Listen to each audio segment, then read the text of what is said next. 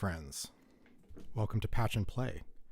My name is Jimmy, aka Perceptes, and it is Monday, August 17th. This is a live stream that I do on more or less a weekly basis, and we spend an hour or two together doing a modular synth patch from scratch, starting at a blank slate.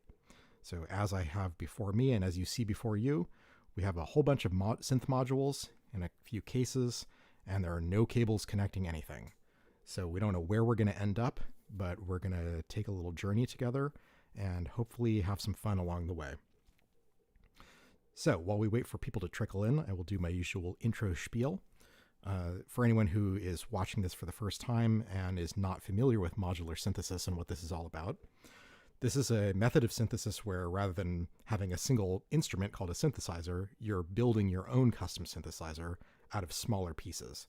So each one of these little boxes is called a module, and they do sort of one specific thing that normally would be kind of one of the functions of a larger instrument. And you buy these from different manufacturers depending on what you want to do with your modular synth, and you connect them to each other with these little 3.5 millimeter audio cables. They just plug into the jacks and they communicate with electricity. So they send both audio and control signals over the same cables, and you can patch any input into any output, and every time you do something different, you get a different result. So this is a very fun way of creating your own custom instrument that's tailored to exactly what you want, and there's a lot of things that it can do. And I do performances of electronic music that I post to my channel, and sometimes people ask me to sort of explain how I come up with this kind of stuff, because when you see a finished patch, you're seeing a whole bunch of cables and it's hard to understand, what you're really looking at. And so part of the goal of the stream is to kind of help you understand the process. So goal-wise, my goals with these streams are obviously to be entertaining and to be enjoyable. I want us to have a good time geeking out about this little hobby and hopefully making some music or at least some interesting sounds. And number two is I really like teaching. So I would like to help people understand things that they didn't understand before, whether that's about synthesis in general or music production in general, or things that are specific to modular techniques, ideas, or the details of any of the specific modules that I have in my cases. So as always, feel free to interrupt me regardless of what I'm doing and ask questions, make suggestions. I would like for this to be interactive with anyone who is here live while I am recording. But of course, these are always available recorded, so you can watch them after the fact if you just want to hear what we ended up doing. Okay, let me check the chat and see who's here.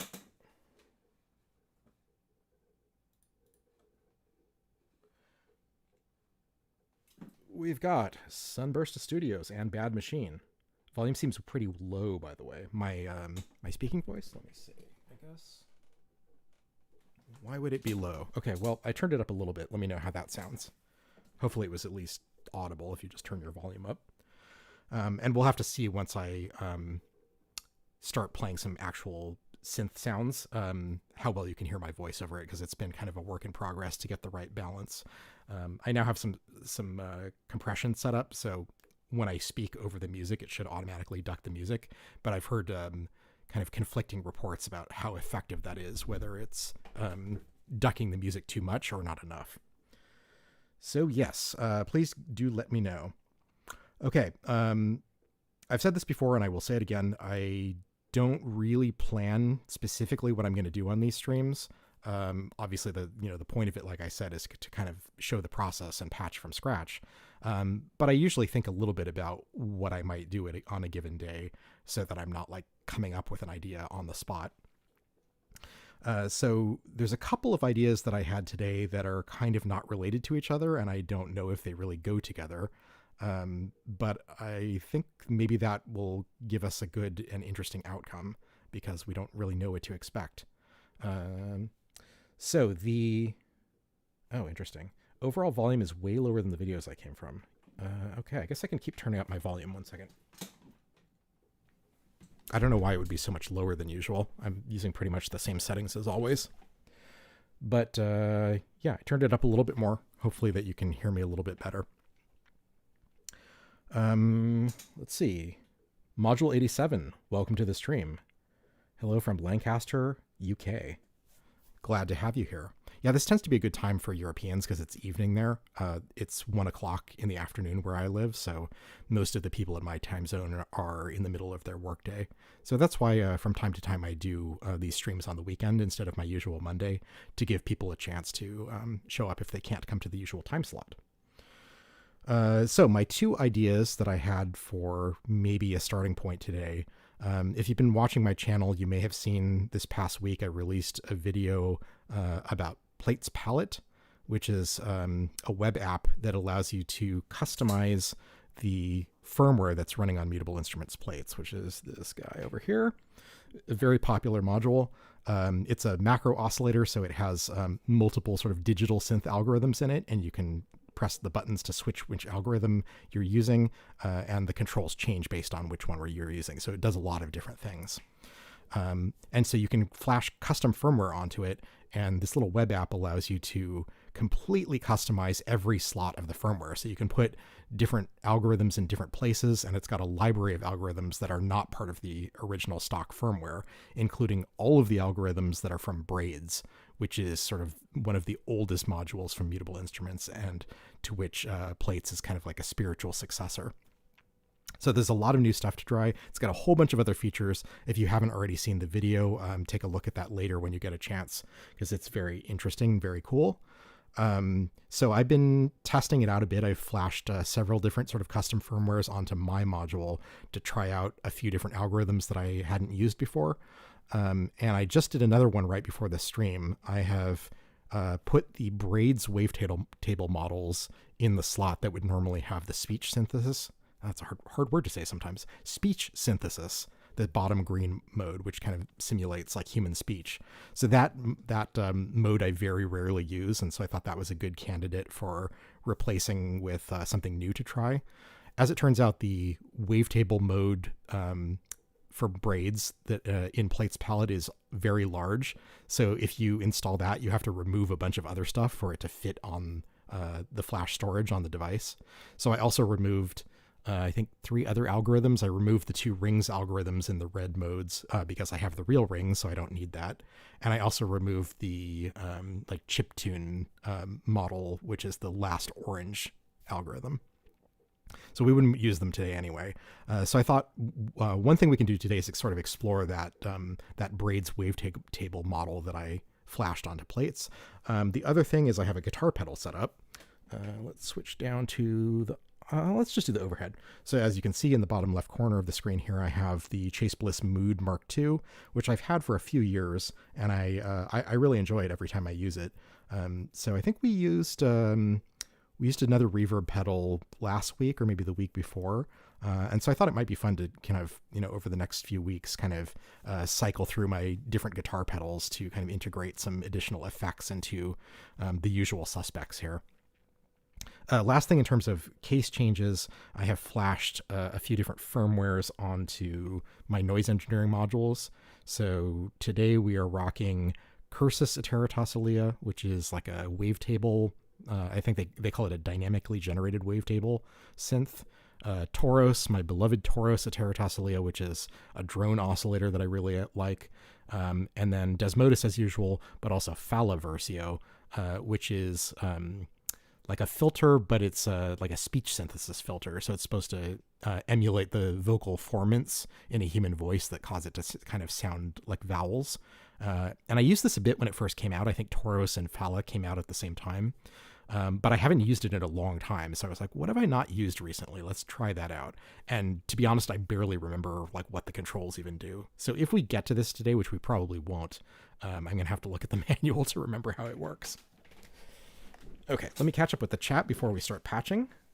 Oh, cool. We've got some new people here, I think. Ray, welcome to the stream. Dino, welcome to the stream. Stingray Official. Oh my god, the official Stingray? Awesome. Yeah, welcome everyone. I'm glad that people are making use of Plaits Palette. It's really, really cool. And I mean, it makes sense because it's just a computer inside it, like all these digital modules that are just running like a microprocessor. No reason to not just use it as a general purpose computer. So anything that can run software, you should be able to put stuff on it. But that's cool. Yeah, I think it's great to be able to access some of the in addition to the Braids models, there's a bunch of like community developed firmware. So there's a whole bunch of new stuff that you can run on Plaits that you've never been able to do before. So that's really cool. I'm really excited to try out all of the Braids stuff because I've never owned Braids. So this will be fun. Okay. All right. So I was trying to decide whether to do kind of more something ambient today or something kind of more techno-y and loud and noisy. I feel like wavetables kind of lend themselves more to noisy techno, but the Mood Mark II pedal kind of lends itself more to ambience. So I honestly have no idea what we're going to do here. If you have opinions, please let me know. But I think that what we'll start with is maybe let's just try out the different controls on the wavetable model to understand how it works. So it doesn't have a filter built in, I don't think. So let me patch Plaits into Dual Dagger just so we can take out some of the noisy high end if it ends up being too shrill. So I'm going to patch from Plaits into the Dual Dagger, which is a filter, and then out of Dual Dagger into my mixer, which is already plugged in. So if I turn this on, we should be able to hear some sound. So this is now we can test like voice versus sound. To me, it sounds like it's pretty quiet, but I might have to turn up my own headphones. 1 second. Okay, so if I sweep the timbre knob here, it's kind of changing different sounds with different brightness, and I'll speak over it, and then I'll shut up for a second and let you hear the audio. So feedback, how does that sound? Is my voice too loud versus the music? Are both too quiet or both too loud? I don't know. I feel like what people hear is never what I hear, so it's hard for me to know how do I need to adjust. In terms of what we're going to make, we have a suggestion from Sunburst Studios. How about ambient textures with a bangin' rhythm bass line? Best of both. That is a good idea, my friend. That is a good idea. Sound duck's really wild, but at least your voice always wins. Yeah, see, this is what I thought. People told me on the live stream that the ducking was fine, but then I got a comment on the recording saying that the ducking was way too strong. Let me try adjusting it slightly so it's not so bad.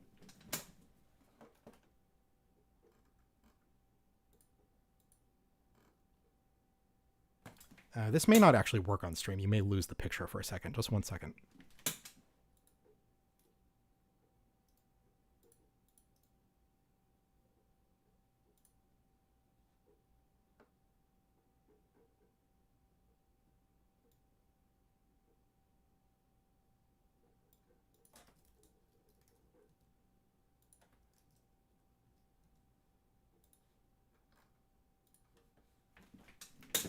Okay, we're back.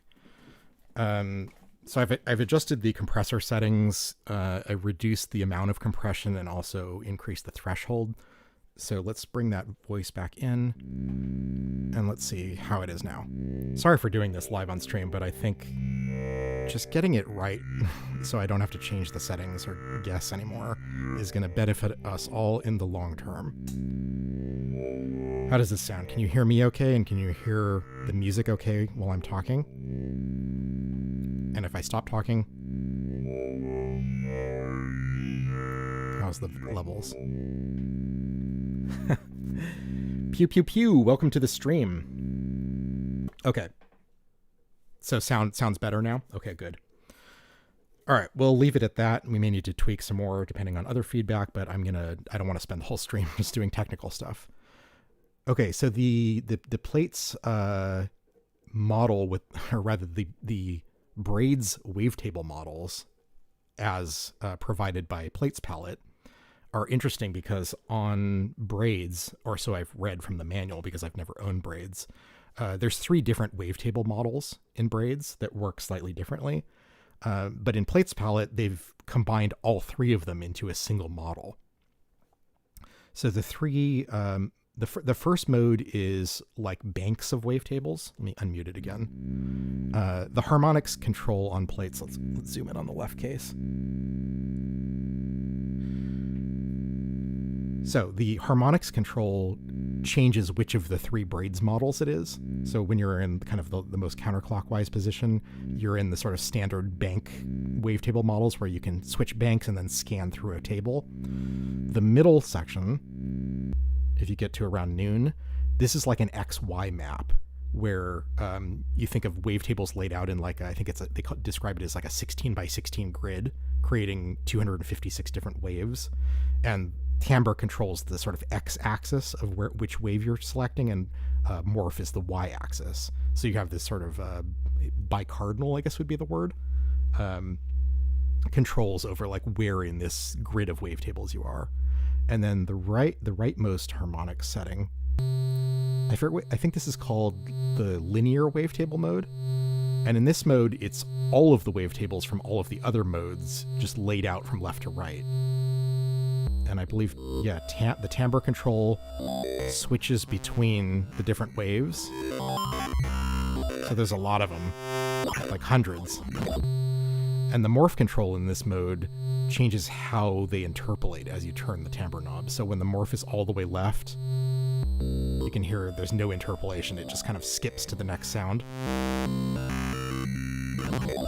But as you turn up the morph knob, then it starts to sort of smoothly morph between them as you turn. A little bit. I think they described it as like it interpolates between samples, but not between banks. So not quite as aggressive. And then if you turn it more, then it starts to like fully interpolate. You can hear there's kind of more of a smooth shift between the different waves. All the way up to noon.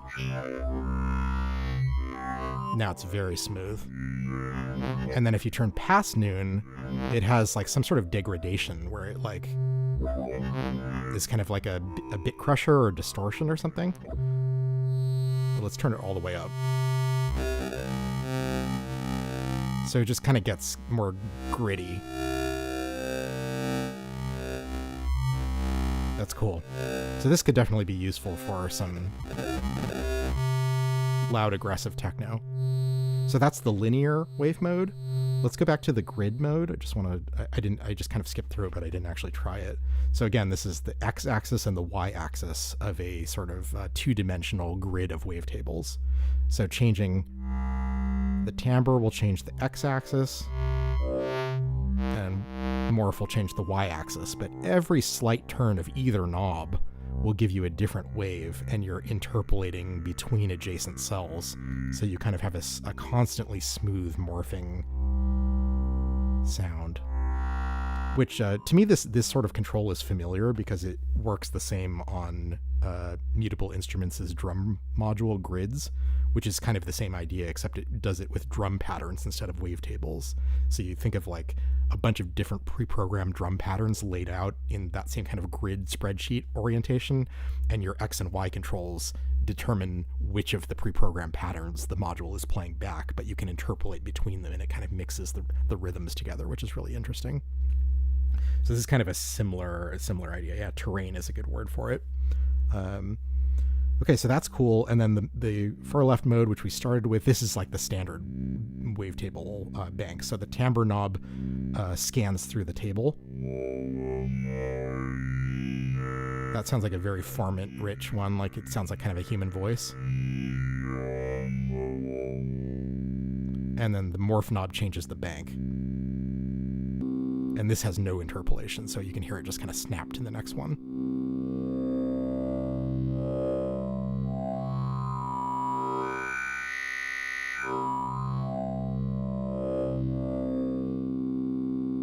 So in terms of making a super wild kind of techno-y sound, I think really any of those three kind of wavetable models could work. And it's really a matter of like how we sequence and modulate them.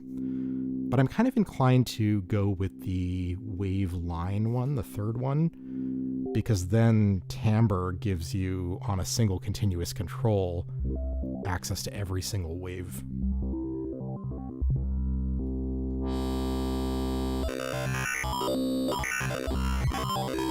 And maybe we can even crunch it up, turn up this distortion all the way. Although maybe this will make it all sound a little too similar. So maybe I'll start with the interpolation just completely off. And maybe what we'll do is like, we'll just do kind of like a random modulation to, if we're going to give it like a sequence of notes, maybe just have it pick a different wave on each note. That will give it, I think, something that'll sound kind of very electronic and glitchy. So what are we going to use to sequence today? Do we want to use the Oxy 1, or do we want to say in the rack?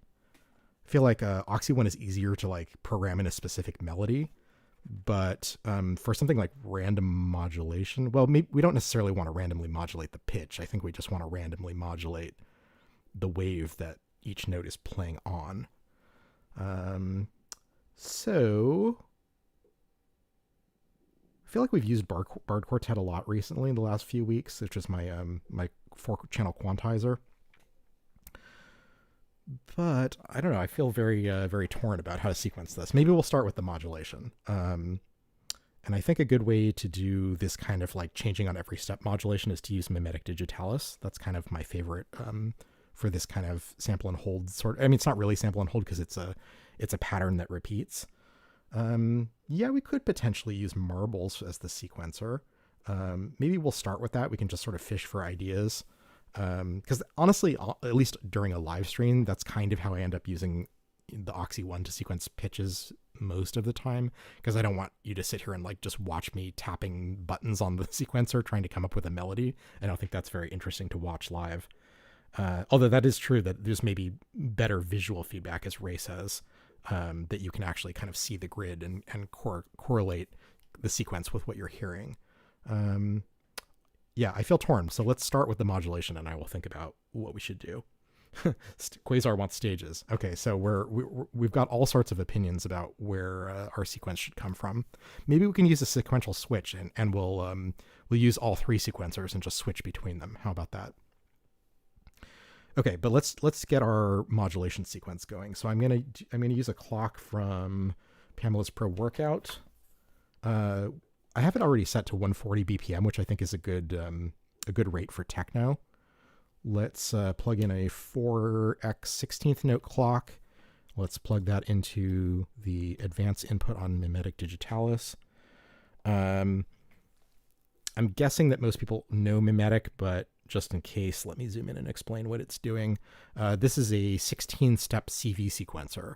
So all of these little lights that are in this grid formation represent a step, and each one can hold a CV value on it. I believe it's unipolar, so it's like 0 to 5 volts basically. And you can press the button to advance either just across the full step of 16, but you can also move just the row so that the row repeats, or just the column, so you can control those separately, and you can also jump to a random position like this. So there's 4 identical channels with the outputs at the top. And of course you can control that movement via modulation. But the way that it's very commonly used is if you hold down the load button, because you can load and save, you know, the CV settings at any given moment.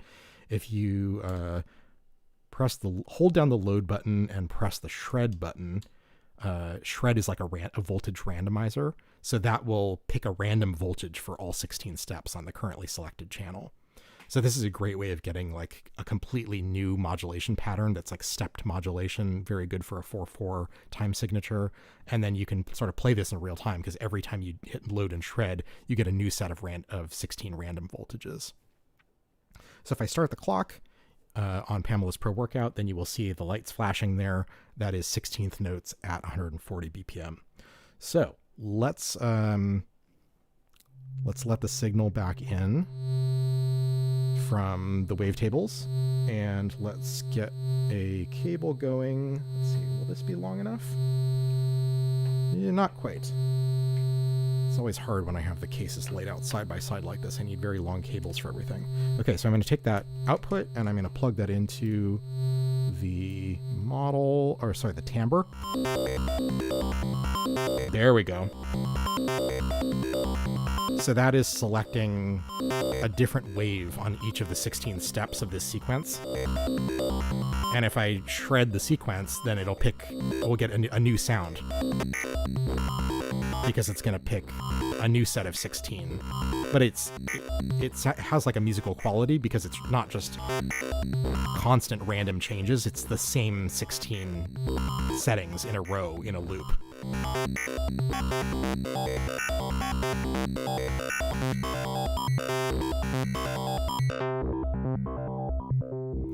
Okay, so I'm going to low pass filter this a bunch so that we can get a little bit of background music without it being really annoying for our ears. Hey, Ted Rosner, what's up, man?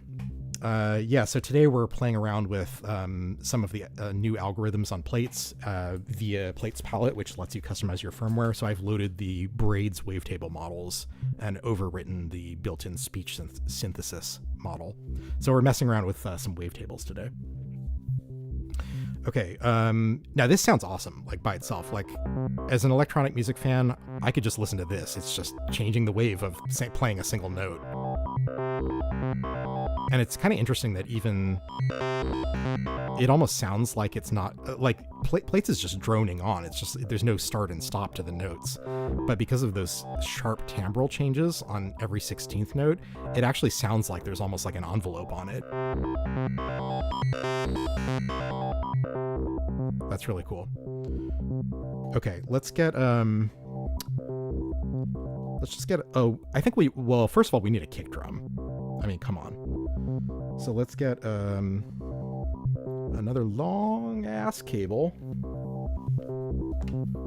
for we'll do our actually I have grids plugged in. Why don't we use, well, I don't know if I want to use grids for like a techno sort of track. So I'm gonna plug a trigger into Crater, which we will use as our kick drum, and I will plug the output of Crater into our mixer. I'm gonna actually switch this over to a different channel so I can have my drums on the first 3 channels.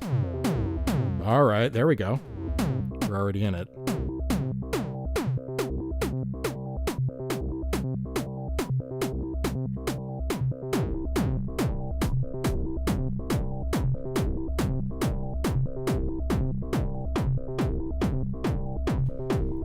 Oh yeah. Have I been tempted by Bohm for kick? I haven't actually looked at it that closely. I've seen it like used in a bunch of videos, but I never really paid attention to it. I feel like I have enough options for kicks already, so I'm not really super interested in yet another sort of kick drum module. But never say never.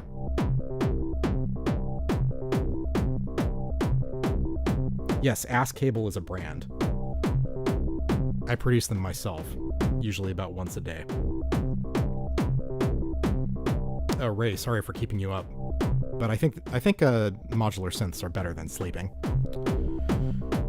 Okay, so what do you think? What do you all think of that kick drum? Is that too annoying, or do you like that for techno? Too laser drummy? Not laser drummy enough? Yeah. Okay, we got to get our sort of backbeat going. We need an offbeat hi-hat. Timpleggio, I think, is my best hi-hat sound. So let's go over to Pamela's per workout, and we're gonna set, I guess it actually is at 1x. Let me just plug this in. So I'm gonna take the first output and I'm going to plug it into Timpleggio over in the right case, and then we're going to plug that into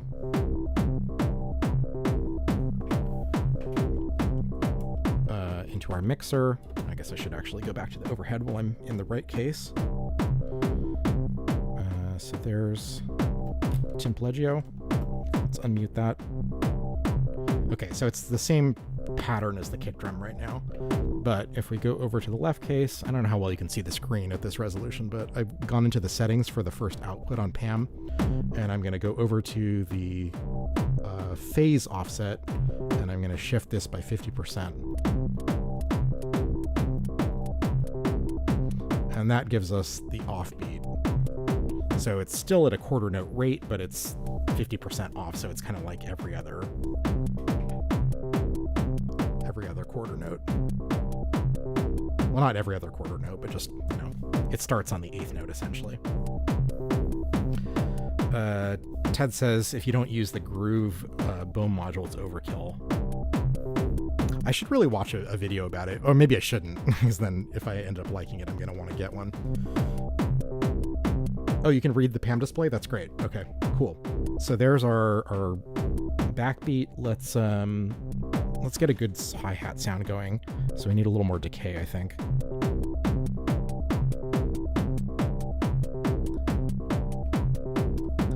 So I'm using Timpleggio, the noise engineering platform module, and it does kick, snare, and hi-hat. And it's got a couple of tempo controls. There's decay, which is just kind of like the envelope of the sound. Well, that sounds good, actually. I like it a little longer.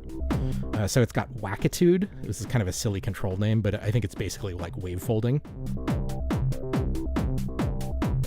And then it's got this other switch called Tang, which is just like 3 different models for how it does that. Like this one is kind of more pitched, like kind of a bell sound. The middle one is a little hard to hear. Let me turn up the decay. There it is with the wave folding all the way up. And then the bottom mode is a little less kind of FM-y, so it has not as much sort of high frequency content. So I think it's just like the higher the position of the switch, the more sort of like high frequency kind of FM content you hear.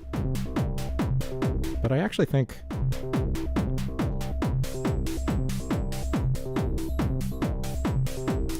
I don't know. I like the bottom one. Yeah, the cowbell is a little funny.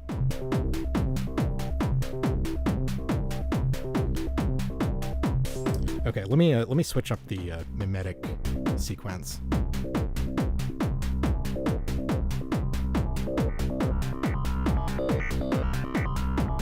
Should we get an LFO going on the filter? I think that's wise.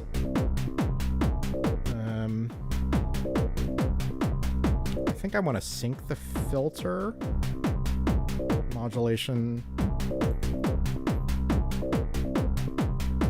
Let's do an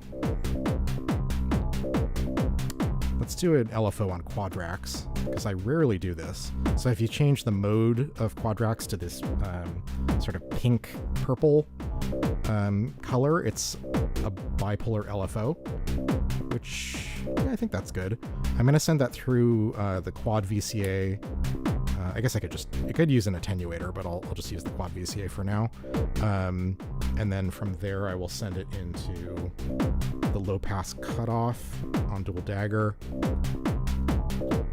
I could just attenuate this, but I'm too lazy to get a long cable. So let's let some of that signal through.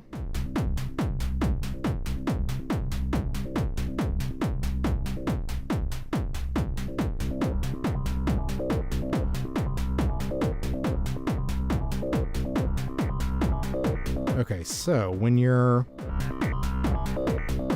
in the LFO mode, the rise knob controls the speed of the LFO. And then some combination of the shape control and the rise control, or sorry, the fall knob controls like the shape of the LFO. And this is the one thing that's a little hard about Quadrax, is if you don't use it for this purpose all the time, like there's no labeling on the panel to help you understand what LFO shapes go with which positions of those knobs. So in the interest of education, maybe we should actually send this into the scope and take a look at what it actually looks like. So I'm actually going to unplug this for a second.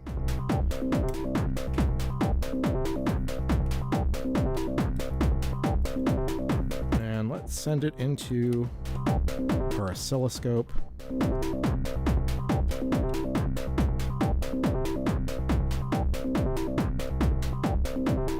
Why am I seeing nothing?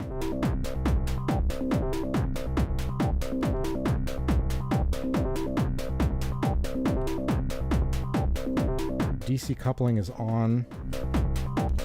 Is this cable dead?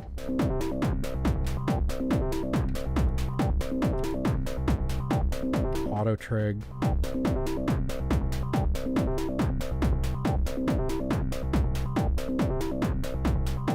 What in the world?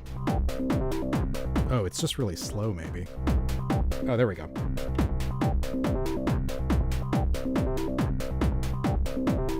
Let me speed up the LFO so we can see it better.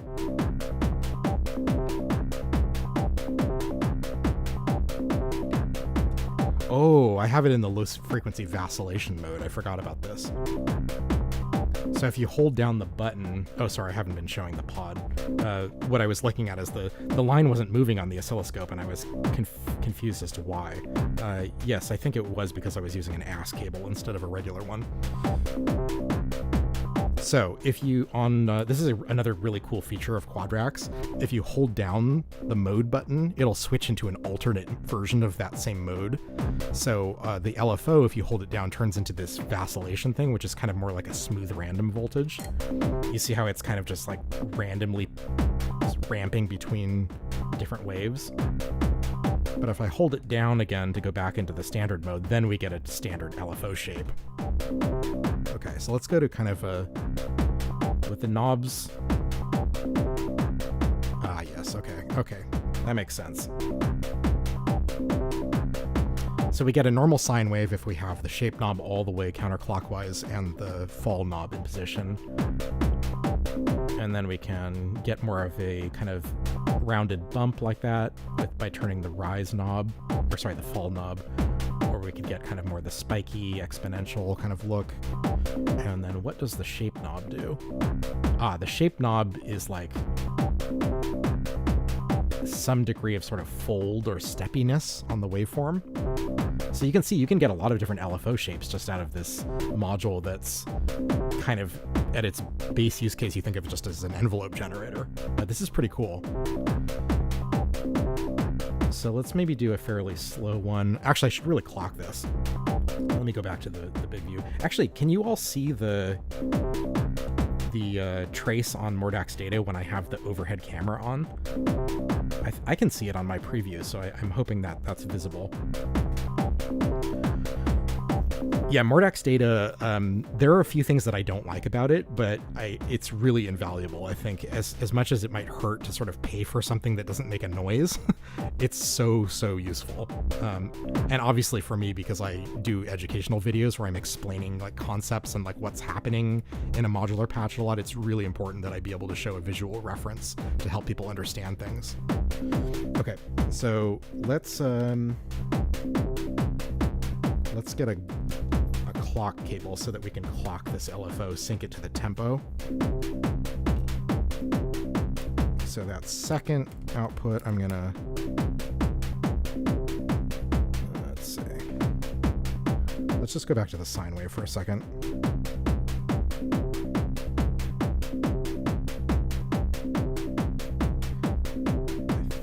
I think when the knobs are all at noon, yeah, there you go. So now you can see the sine wave is synced to the tempo.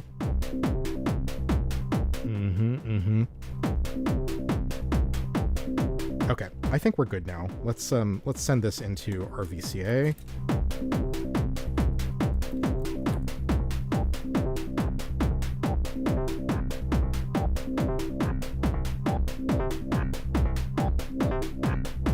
There we go.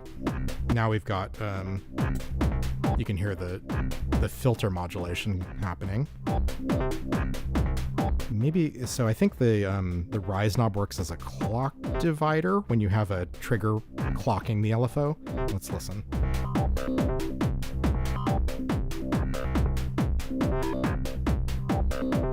Yep, sure enough. You can hear how it's kind of, the cutoff is going in and out more slowly.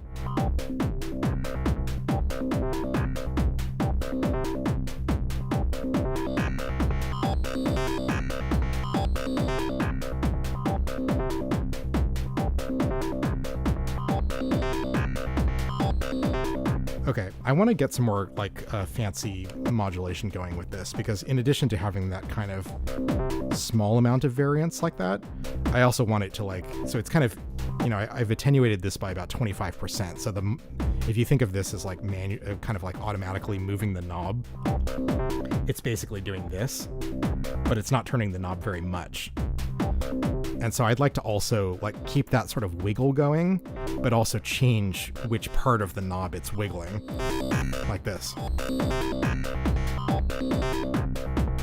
So I'm going to do that by combining our current sort of LFO that's modulating it only a little bit with a much slower LFO, and maybe we'll just use an unsynced LFO for this. So let's go to the pink mode. And sure, we can use another sine wave, that's fine. And we'll make it pretty slow, or slower at least. Like that. And then we will mix the two together. So let's grab another grab the output of this other one. I'm going to send that into the second input, and then I'm going to move the output cable to the second one because that might be too much.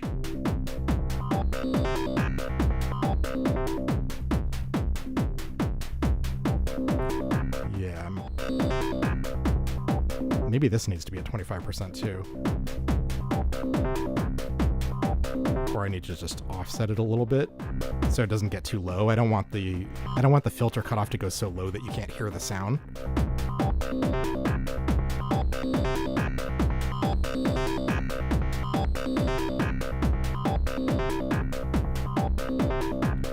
That sounds pretty good. Should we get some resonance on this? Let's enable the low pass resonance with this little switch.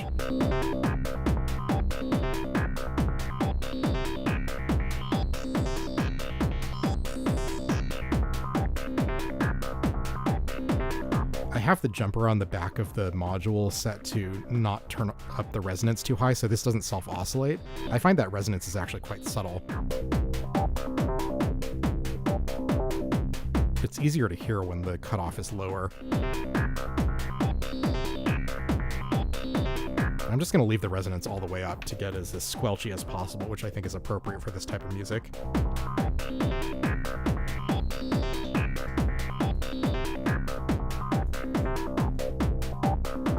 Okay, I think we need maybe another percussive element. What else do I have that can do percussion right now?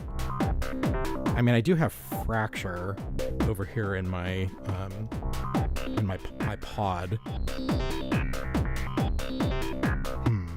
Normally I would use Bassimilus Ateratosalia, but I actually flashed something else over it, so I don't have my usual drum setup.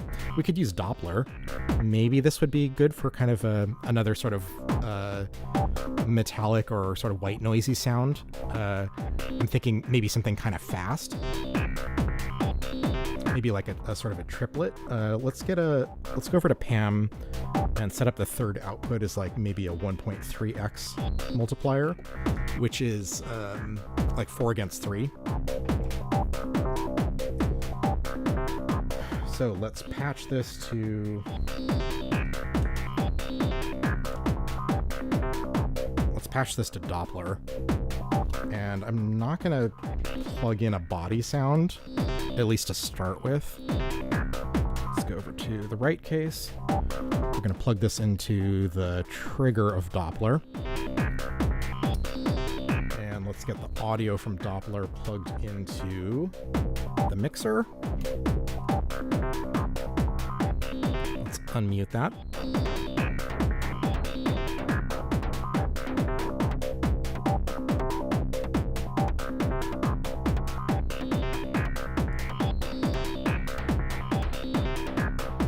It's a little hard to hear. I wonder if we might need some overdrive or something on this. Let me mute the other drums real quick. Let me even mute the... There, you hear that sound from Doppler?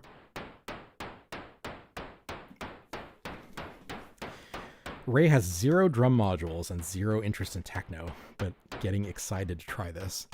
I mean, I'm not, let me mute this for a second. My goal is not to make anyone try to copy anything I'm doing or like change anyone's opinion about anything. I'm not trying to like sell any of the particular modules that I use. But inspiration is good. So if you feel excited, then I'm happy. That's like what I hope to achieve. So thank you for saying that. If you end up getting into techno, let me know. I'm not super into techno myself. Like I like electronic music, but I tend to like more like rock that has kind of a strong electronic element rather than kind of straightforward like dance music. So I don't really listen to like straightforward like techno or house that much. Okay, so this is Doppler. I've covered Doppler on my channel before. I have like a deep dive video on it. So I don't want to go into detail about it here, although by all means do ask me if you have questions. I'm happy to answer any. But this is a module that turns external sounds into drums. So you can send it kind of like the body of a drum, and it will do transformations of whatever input you give it to make a drum sound. But it does have a built-in noise.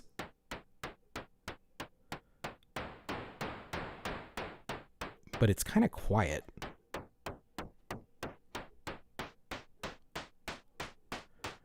I guess I can make it a little louder by giving it a little bit of FM.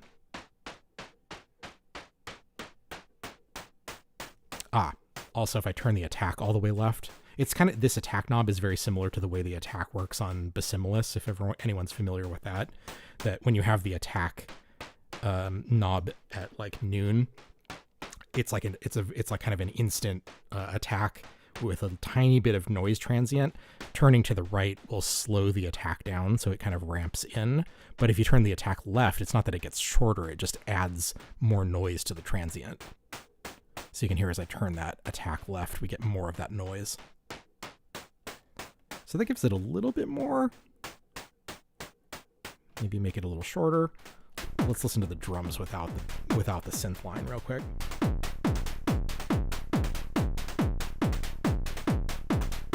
I mean, that sounds cool to me, but someone, I forget who it was, my apologies, said, man, we need some reverb on this. I think not only do we need reverb, but we need some delay, man. This needs some delay. Like for those hi-hats, we need some delay big time. Okay, so what did I plug this 4X into? I'm going to use mimetic as a cheap multiple. I plugged my 4X clock into the advance trigger on mimetic digitalis, so that's every time we get a 16th note, that's advancing. But a nice thing about mimetic is that it also sends the trigger out anytime a step changes.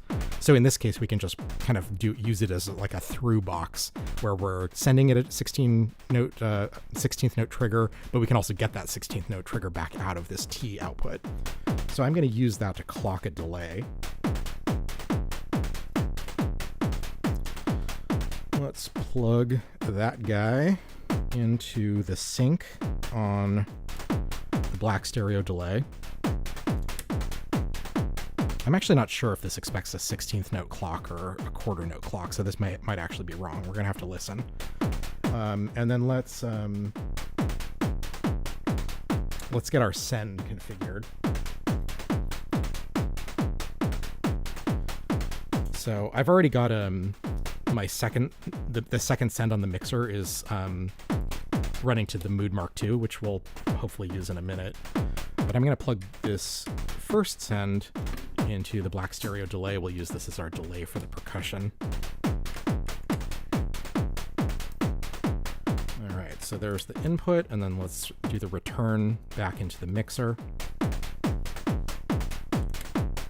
And we've got our delay clocked to the tempo. So we'll turn the mix all the way wet, unmute it. Let's get some.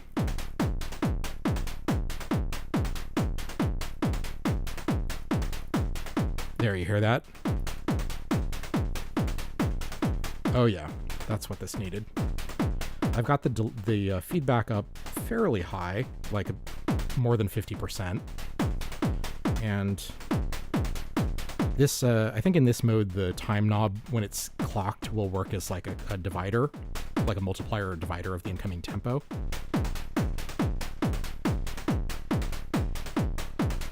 I think it sounds better faster.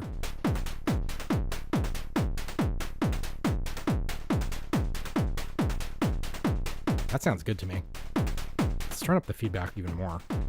Have this really kind of ring out a lot. And I'm turning the tone of the delayed signal. This is kind of like a DJ style tone knob, or maybe a guitar pedal style tone knob. So turning it clockwise accentuates the higher frequencies. Let's also give the clap some delay, but maybe not as much as that kind of 4-against-3 hat. Yeah, that sounds good, man. I like it. I wonder if we should actually send this through the black stereo reverb also, just as a single sort of effect chain. I'm going to do that. So I'm going to unplug this for a second. I'm going to send it and plug the output into the black stereo reverb, and then I'm just going to get a couple of little cables to connect the out of the delay into the in of the reverb.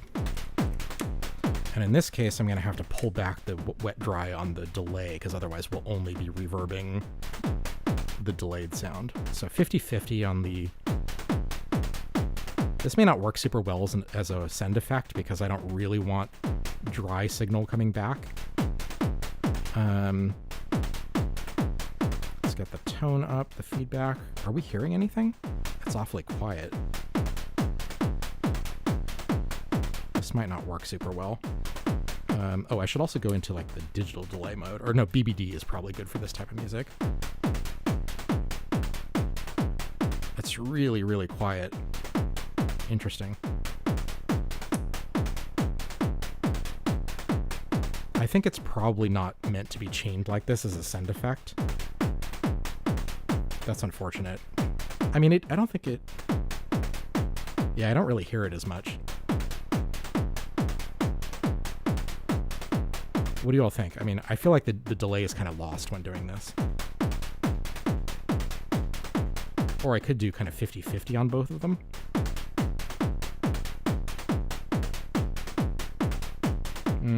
I don't know. I don't think I like this as much. I'm going to pull this out, and we're going to go back to just the delay. I want to hear those repeats more prominently. I think that sounds much better. Okay, well, it was worth an experiment. It's always nice when things go a little bit wrong, so that I'm not looking like I planned any of this. All right, let's bring our synth line back in.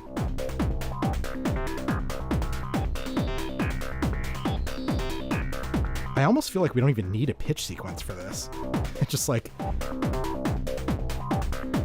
Although maybe what we should do is actually do an envelope on this. So maybe it doesn't trigger on every single 16th note, so maybe we have a chance to get some sort of syncopation going here. That might be a good idea.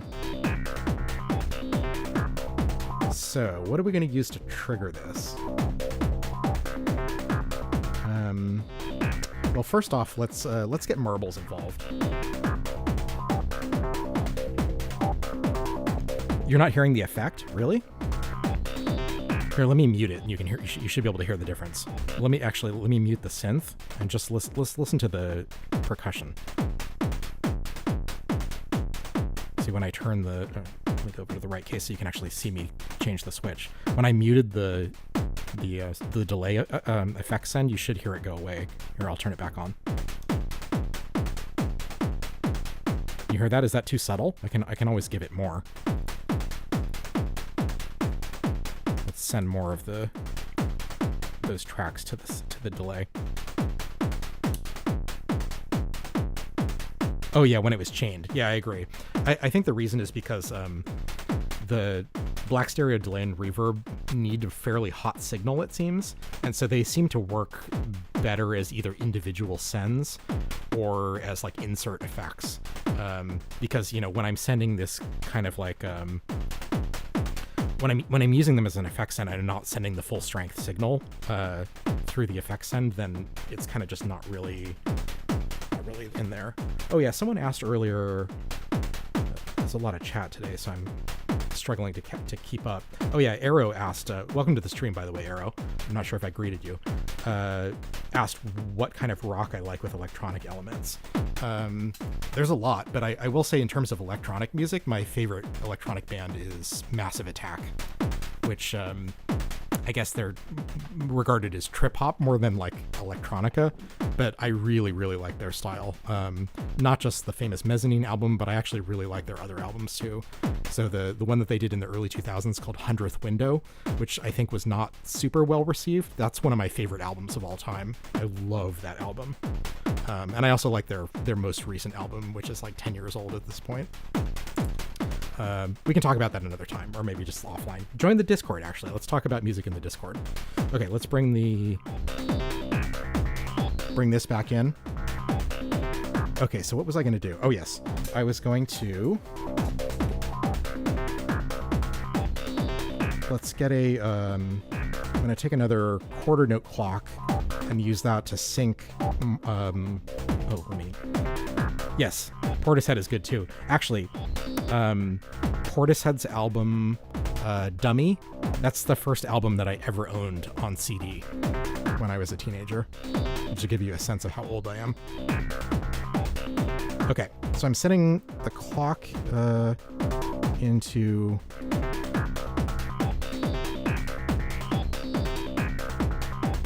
Okay, there we go. So now Marbles is synced to Pamela's Pro Workout using the 4x clock multiplier on its rate. So you can see that middle T2 jack is our 16th note at 140 BPM. So we can actually use this because this is like, let me switch it to, there we go. In the green mode on the T side, this is like the coin flip. So for every trigger on T2, it picks either T1 or T3 to also trigger, but not the other. And so and then you can bias it. So with the bias at noon, it's an exactly equal probability that it'll pick either T1 or T3 for any given trigger. But as you turn the knob in one direction, it makes that side more likely to trigger. So it's like a probability control. But let's try taking like the T1 trigger and sending that into the Plaits trig input.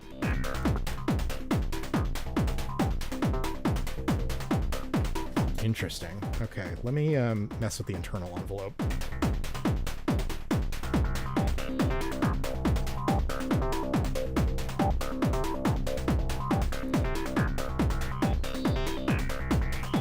So what I'm hearing is that and I think I read this in the manual, that it actually...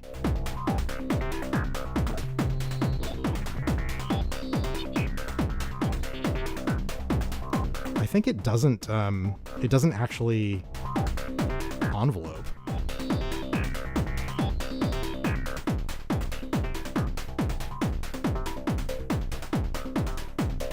It makes it very, very quiet if I use the internal envelope in Plaits. So I think what I'm going to do is I'm going to turn the internal envelope off.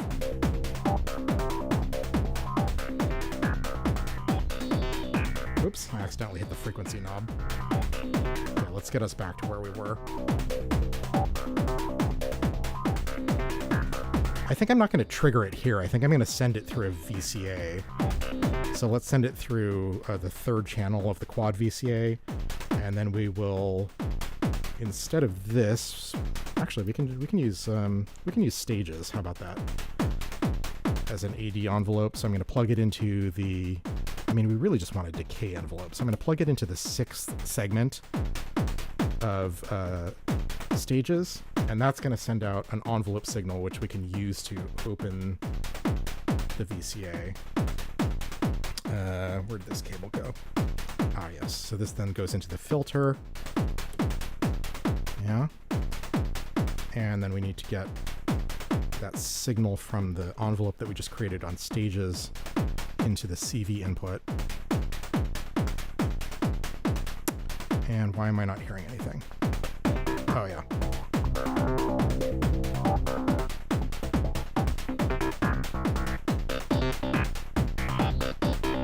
There we go. I don't think I had level patch, did I? The first one, welcome to the stream. I don't think it was level that's patched. It may be hard to see on the camera, but the green cable is patched into the timbre modulation input.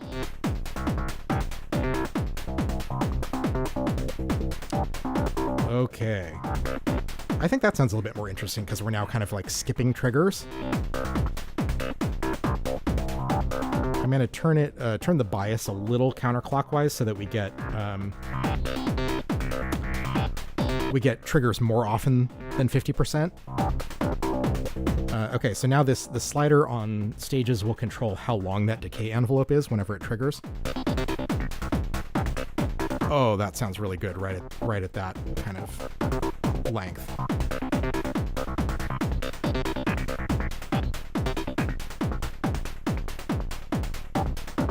Yeah. That sounds great. What do you all think? You like that? Sounds good to me. And we still haven't even programmed a pitch sequence. This is literally just one note. There's Techno for you. Okay, let me mute this all for a second. And we're going to discuss what to do next. Yeah, delay. Yeah, we should. I think I'm going to do. Yeah, let's do that before we get it. I was going to say we should get like Mood Mark II involved to get like some ambience behind this. But yes, the first one is right. We should get a delay on the synth line. So we're using the black stereo delay for the percussion. I think the only other delay I have in my case right now is C-Legs. So let's use C-Legs in insert mode. I think I have it. Oh, hopefully I won't. Will I be able to, this might not work. Or I might have to patch up a send myself. C-Legs has like you can toggle it between like kill dry mode and like dry wet mode, but you have to restart the module by turning off the power in order to do that. And I'm not sure I want to do that after I patched all this stuff, because I'm trying to think if there's anything here that'll like lose its state if I power cycle the modules. It might work. Well, anyway, let's see which mode I have it in. I'm actually not sure I remember to change this. Okay, so what was I going to do? Oh, yes, I was going to send the output. And this is cool because this will give us stereo also. So let's do the output first. I'm going to plug in I'm going to take our filter output, and that's going to come from the left output of C-Legs. And now we're going to have a right output as well. And that'll go into the fourth channel of the mixer. Right. Send this underneath. Try to manage the cable spaghetti a little bit. Okay, let's just unmute that. We're going to hear nothing because I don't have it patched yet. But if I send that mono signal from the left side of Dual Dagger into the left input. Let's turn off the delay. Okay, good. I have it in dry wet mode. So, perfect. So now we're hearing just the dry signal. But I can introduce some of the wet signal. And let's switch it to BBD mode, because we want something gritty. And ping pong is fine.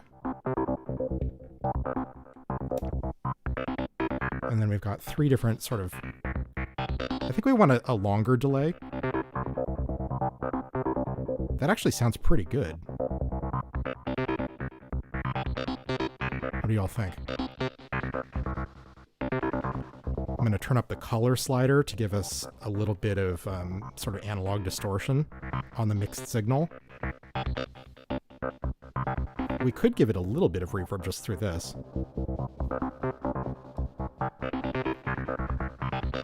Let's give it a very short decay time.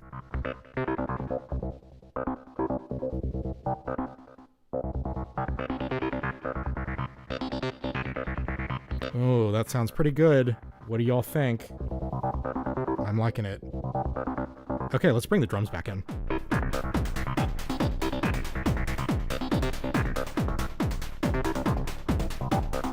This is why people like me who have no actual musical talent love electronic music, because you can make some really cool sounding stuff with just a single note. It's a very good hobby to get into. You can get into it to just enjoy the sounds, and then you can learn to actually compose later.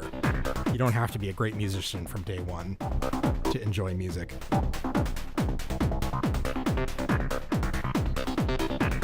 Yeah, this sounds cool as hell. 20 seconds of decay or go home. Oh my god. I'm just going to turn up the decay time on the fog, or the reverb amount on the sea legs delay all the way just to hear what it sounds like, but we're not going to keep it there.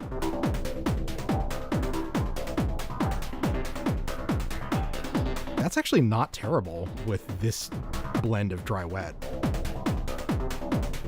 So right now I have it in the mode where it's applying the reverb to the full mix of the dry signal and the delay. You can also try applying the reverb to just the delayed signal. That's actually kind of nice. Let me turn the decay time on the reverb up.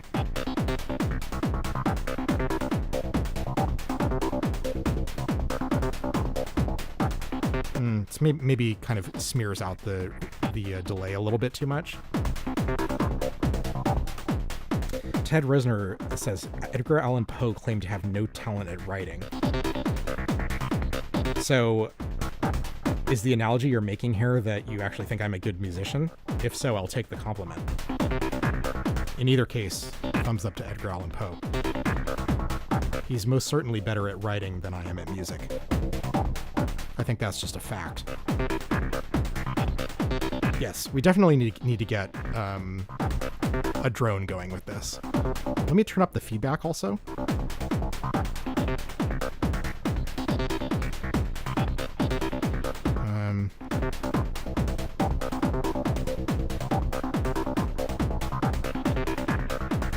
Okay, I'm just giving it a little tinge of that reverb on the delayed sound, and no reverb on the dry sound. I think it sounds pretty good. Sea Legs also has built-in modulation, so if we want, we could also modulate the delay.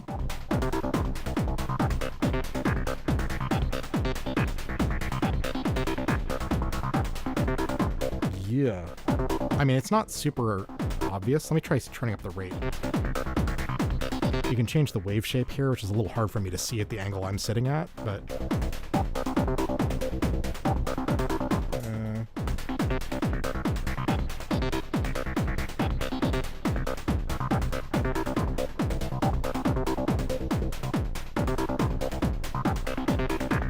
should give us a little bit of warble on that delay with some sort of pitch shifting effects. I think it sounds pretty good. Okay, for our drone, I mean, this is perfect because, as I said at the beginning of the stream, I flashed Taurus Ateritas Alea onto one of my Alea modules, and this is my favorite drone oscillator. It just sounds awesome.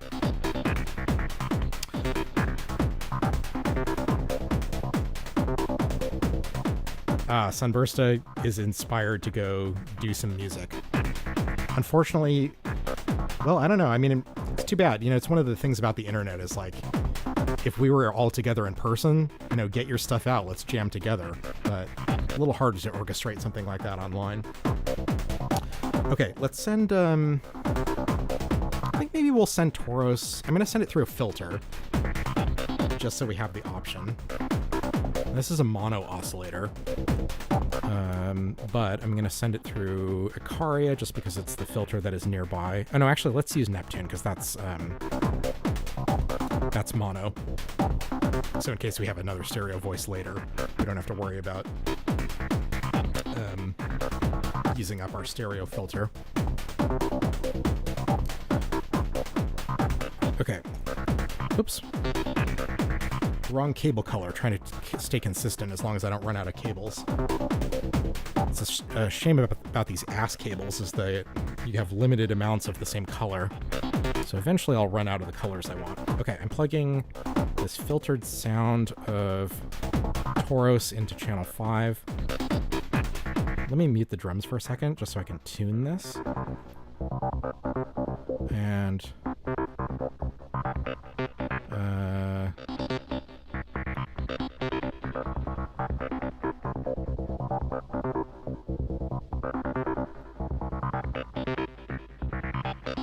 hearing this? I have the filter all the way down. I'm a moron. Okay, there we go. There's our tone from Tauros. I'm not sure I don't think I'll necessarily explain Tauros unless people want to know the details. I think we're kind of really just feeling the groove today and not wanting to get too technical. But let me just get a good drone sound going.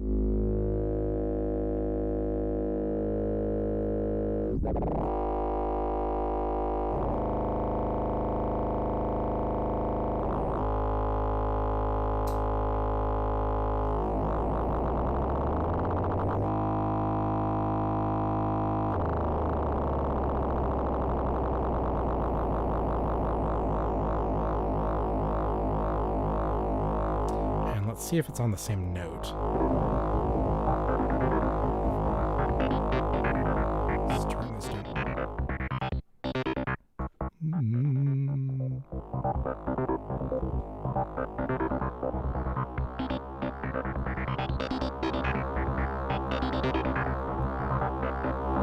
This is actually kind of hard to do.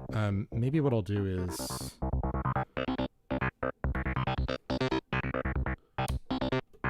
It's hard to hear the actual pitch there, so maybe I will just use the tuner real quick. I'm gonna unplug this guy, and let's listen to what note we are listening to here. It should just be a C. Oh, damn it! This is gonna be hard to hear because I've okay. We're gonna do it this way. I'm gonna grab one big long cable. And we're going to temporarily unplug Plaits and send it straight into the tuner so I can see what note this is. It is very slightly flat of C. That's about what I would expect. Okay. And then let's get the pitch of... Sorry to have to do this. I mean, it's just one of the facts of life about modular. Let's get...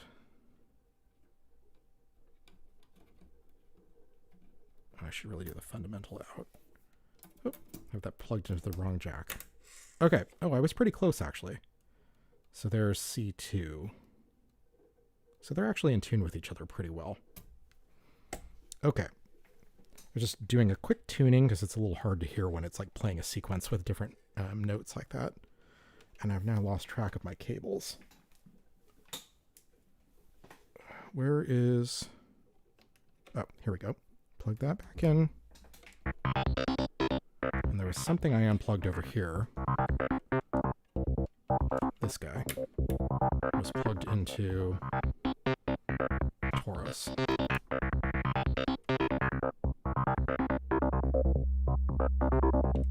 Yeah, there you can hear Tauros now. Question from that is one, how much do you like using the 8-act transitions for jamming? I was considering picking it up for months now, but there are so few video demos featuring it. Let me mute real quick so I can answer this. I have done a video about VC transitions. For those wondering what he is talking about, he or she, forgive me for assuming. That's this module right here in the bottom left corner of my dark case. 8-act 306 VC transitions. I love this thing.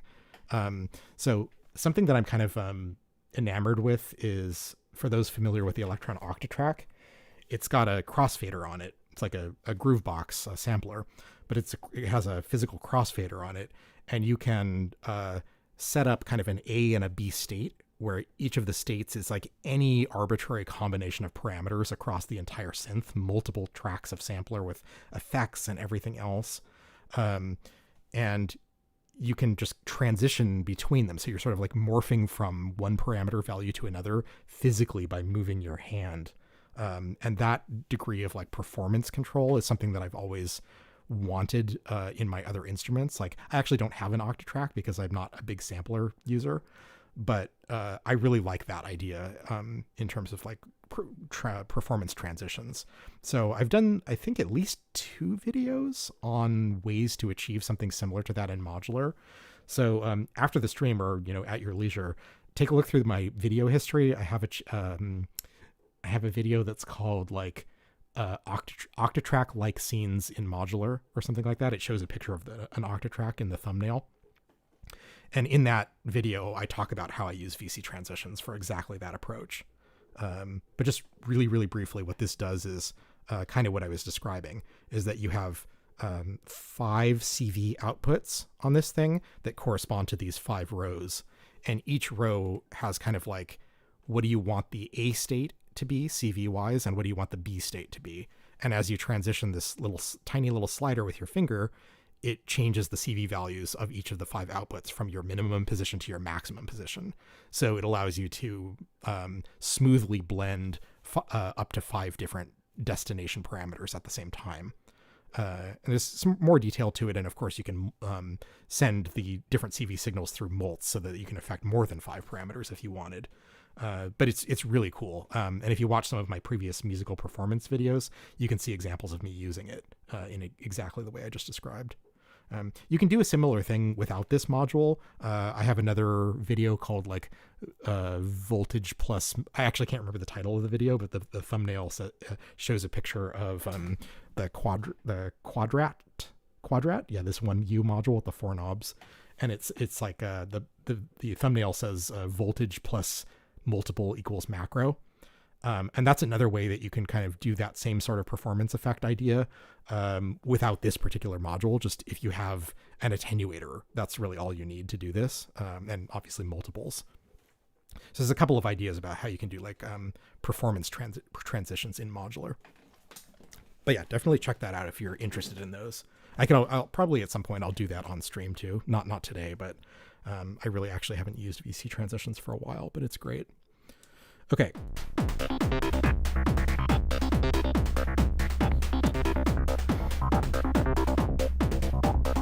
Mr. M, welcome to the stream. Your subsequent 37 ran through Valhalla reverb causes earthquakes. That sounds like a beautiful thing to experience. Okay, let's get a brighter sound going through Tauros here.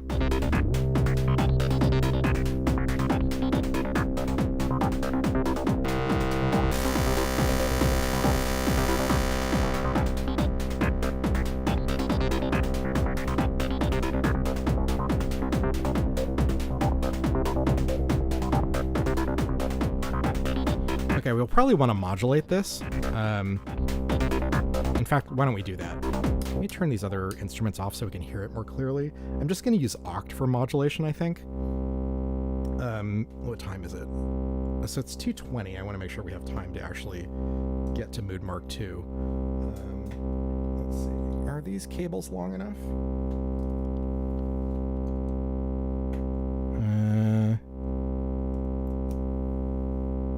Just barely. So I'm going to modulate the blend control. I didn't really talk about it, but Tauros is a drone oscillator that has 3 oscillators internally that can modulate each other. So you can detune them from each other, which is what the top 3 knobs are. That's like the frequency of each of the controls.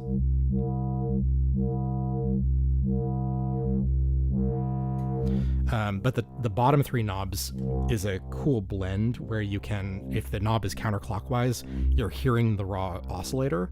But as you turn it clockwise, it decreases the amount of the oscillator that's being sent to the audio output and increases the amount that it's modulating the next oscillator. So it's a really cool design. I really like that idea.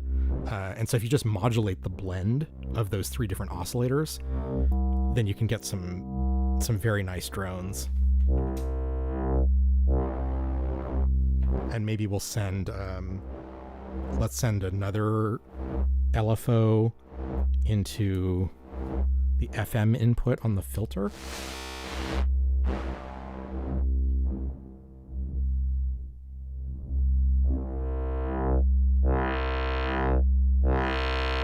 All right, there we go. Are these cables long enough? Yeah, man, cable management is a real thing. So I mean, you can just hear that. I'm not even touching anything, and just the amount of different sounds you can get out of Tauros just by plugging in an unattenuated LFO into this thing is pretty nuts. Maybe we'll want to attenuate this, I don't know. But I do want to use Mood Mark 2. So let me turn on the effects send for mood, and I'm going to turn this to maybe like 70% wet, or maybe we just want to do full wet. I don't know. I think we want a big soundscape. And I didn't actually test this before the stream, so I hope this is all plugged in right. But if I go over to the Oxy camera, let's see. So Mood Mark II has kind of two effects in it that interact with each other. The left side of the pedal is like, they call it the wet effects. Let me turn this off for a second. The left side of the pedal is like wet effects, which includes a reverb and a delay and this other mode called slip. And then the right side is a micro looper. So it records the incoming audio. And when you engage the pedal on the right side, it starts playing back what's in the buffer. So there's a bunch of different modes and settings for how this all works and how the two sides interact with each other. But it's kind of like an ambient generation machine. Definitely kind of on the happy accident side of the spectrum, although there's certainly more intentional ways to use it. But I thought it would maybe sound good with a drone underneath all of this. So let's turn the dry signal back on. Let's turn on the reverb. I mean, that already sounds cool as hell. So on these settings, with time turned all the way clockwise, I have the reverb. Time is just a single control that controls the decay time of the reverb and also the size of the room at the same time. So we've got it set big, as big as it'll get. And then the modify knob controls like how diffuse the reverb is. So if I turn it all the way counterclockwise, then we'll get more like should sound more like kind of like delay than reverb. It may be hard to tell with a kind of a continuous sound like this drone. So maybe about 50% is actually kind of the right sweet spot for this. And then the micro looper, I'm not sure how well it'll work on a drone sound. It's kind of interesting. But what we can do is if I press the button, you can hear that there's now that kind of like higher pitched drone because I froze a tiny chunk of the buffer and it's now looping that over and over. So in this mode, I have it in the tape mode, so it's just kind of like a tape playback system. The modified knob changes the speed that it's being played back. So if I turn it up really high like that, it's like pitch shifting it because it's doubling the speed of playback. Or I think this is actually maybe even 4x the speed of playback. That sounds pretty cool. And then it's got a clock control, so you can change the sample rate of the entire DSP. So right now it's at 64K, which is like the highest fidelity. But after something is frozen in the buffer, you can turn the clock down and you'll start to introduce degradation to what you have frozen.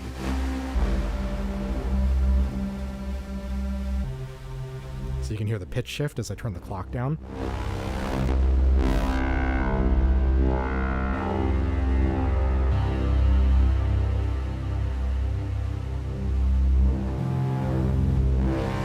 That sounds awesome. I mean, we could have just done this and not even done the first half of the stream.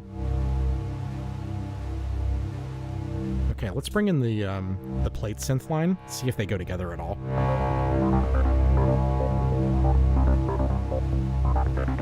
I would say that they go together.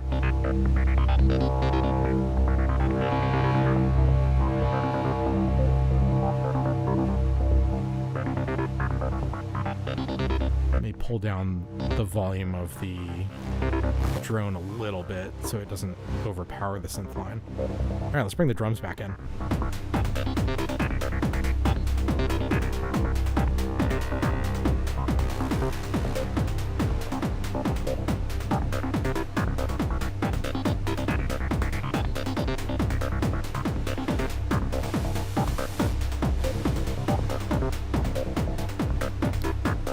Sounds pretty cool.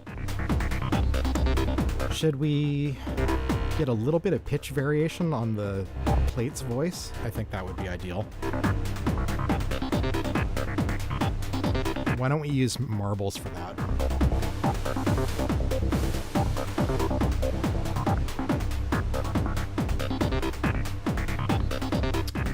All right, I'm gonna plug in, let's just use X1 for now. I'm gonna plug that into the volt per octave input on Plaits.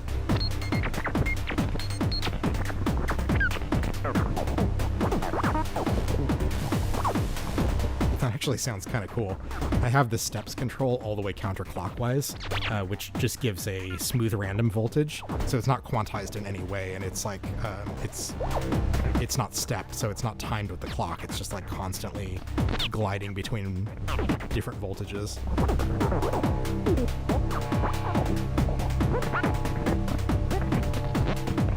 That's actually kind of cool. But let's try quantizing.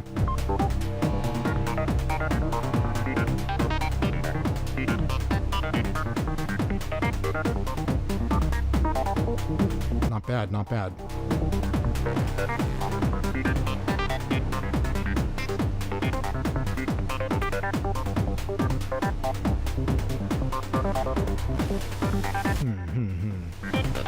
I kind of wish I had Ruina in my case still, because I kind of want some distortion on... What were we using for our kick drum? I forgot. Oh yeah, this. I feel like it needs to cut through a little bit more.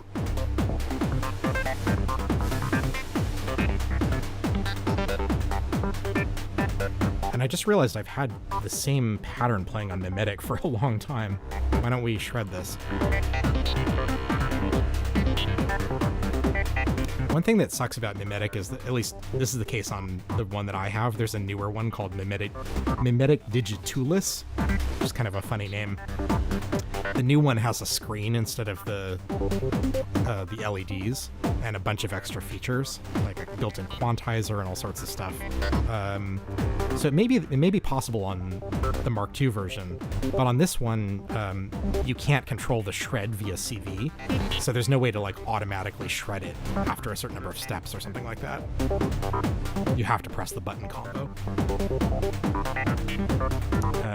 You can do. We could actually do something similar to this.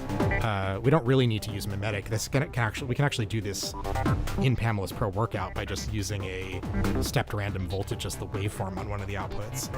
And actually, one of the videos that I did a few months ago that was pretty popular was about the 8-bar rule using Pamela's Pro Workout. The idea of the 8-bar rule is that, like, if you just change something in your music every 8 bars, it'll stay interesting and people won't get bored. And so with Pam, you can create a stepped random voltage like this that has like a loop where it's playing the same voltages in a sequence, but then you can use one of the other outputs on Pam to reseed and re-randomize that pattern every 8 bars. So I don't know if I necessarily want to do that here because it's a lot of work I mean, it's not a lot of work, but like I've already demonstrated that. If you're interested in seeing that technique, go watch the video. But I think maybe just manually shredding it every once in a while is probably fine.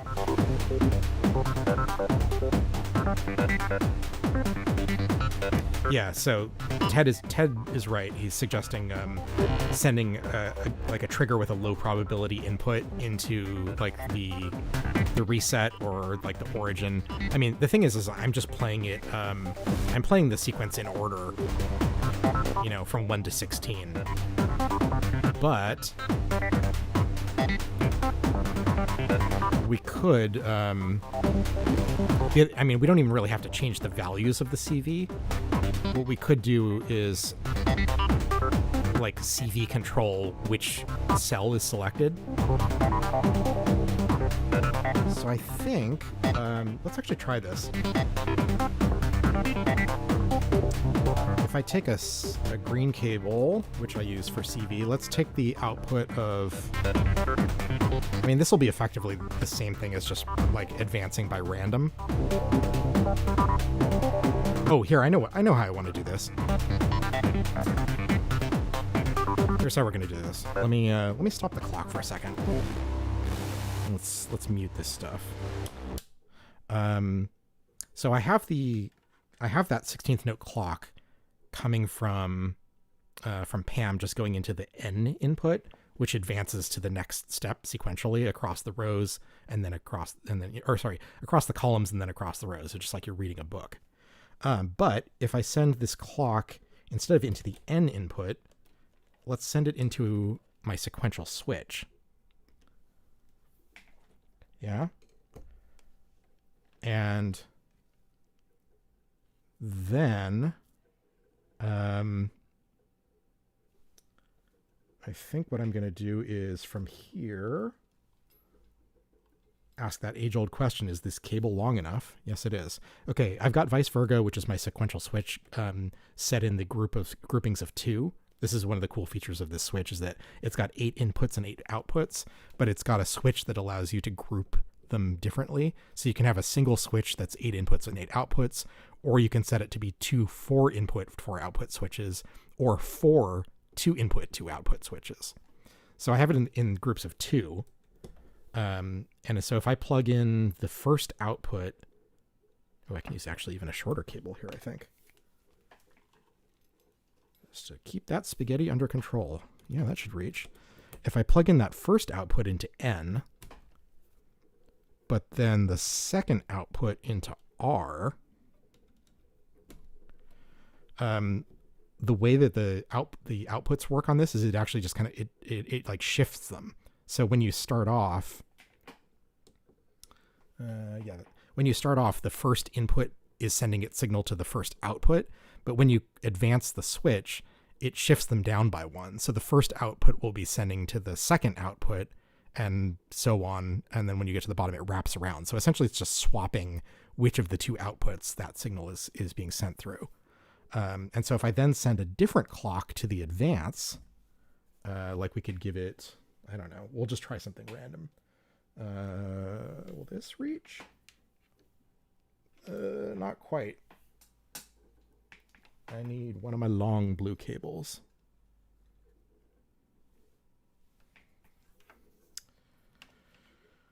Yeah, let's take another output from Pam. Let's plug that into the advance input. And now let's also start the clock over. I mean, I guess this doesn't really matter. Okay, if I...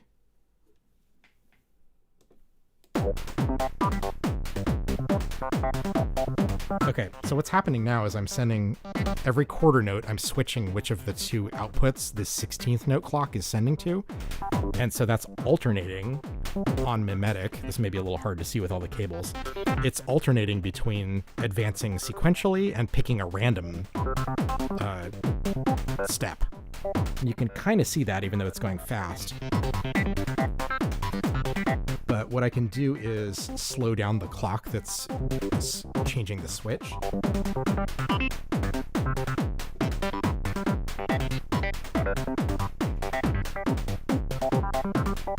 Now you should be able to see it. So what I did is I changed the rate that the switch is being switched. So we've got 4 beats of sequential and then 4 beats of random 16th notes. And you should be able to see that on the LEDs now, that it's like reading sequentially for a while and then dancing around for a while. So that kind of simulates some degree of change with some degree of similarity that's kind of alternating. I'm wondering if we want this even longer. So I'm gonna actually change it to like divided by 16.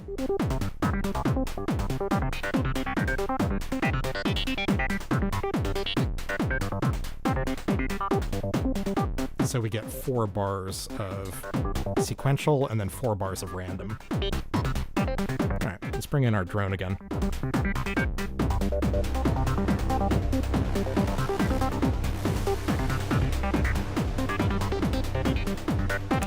Ted Rosner is asking if anyone is an expert at Databender. I am not. I have never owned Databender, but it's definitely on my to get someday list. So you can be sure that when I do get it, I will make some content about it. Ray says, super cool solution. The programmer in me loves this. The sound is just the icing on the cake. It's funny that you say that because I very often give kind of a similar explanation for why I like modular so much. I'm also a programmer. So for me, this is so satisfying because it's like solving a puzzle, and in a degree, like, it's logical. You are programming in a sense. And so this idea of like, you're doing something that's very kind of like using the analytical parts of your brain to come up with the ideas, but the result of executing those ideas is art. So it's just like the perfect fusion for me of a creativity in both like an analytical and kind of an emotional, output. Very satisfying. So I think you kind of captured perfectly exactly how I feel about this.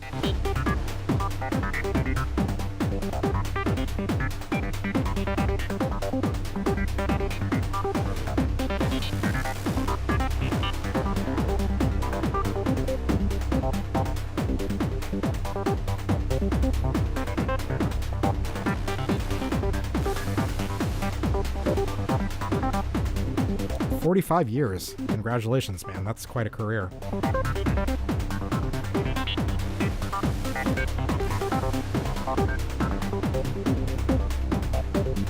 Hey, Cam.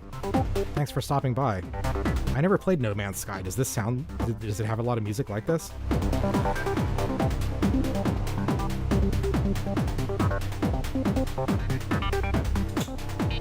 So another thing we can do here is we can freeze the X side on marbles.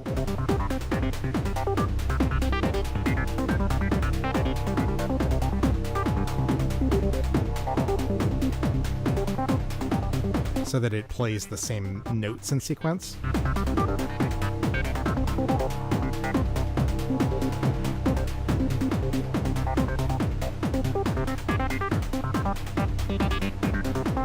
It just occurred to me there isn't CV control over the locking mechanism on marbles.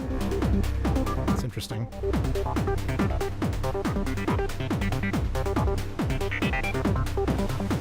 But while it's locked, you can still change the controls.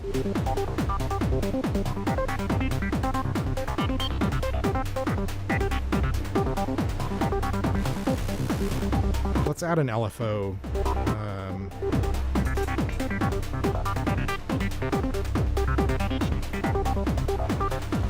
Let's add an LFO to the bias on Marble's X side that will change how likely it is to pick a higher versus a lower note.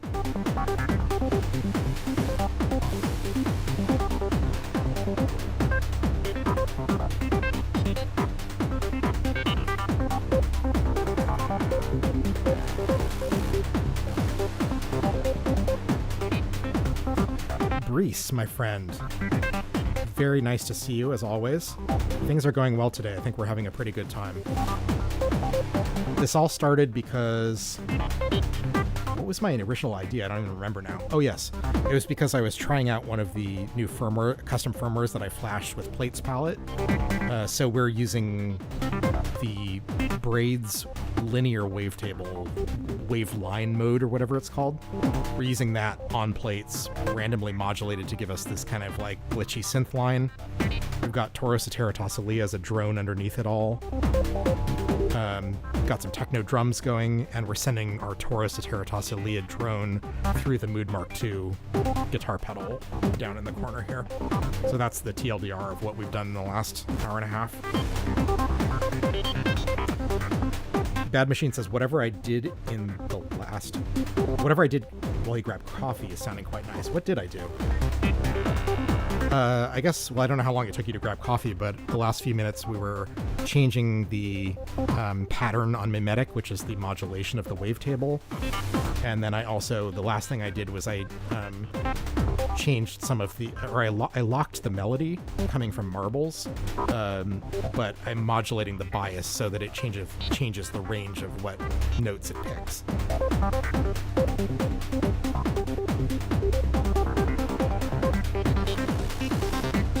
We can still play a few of these things by hand.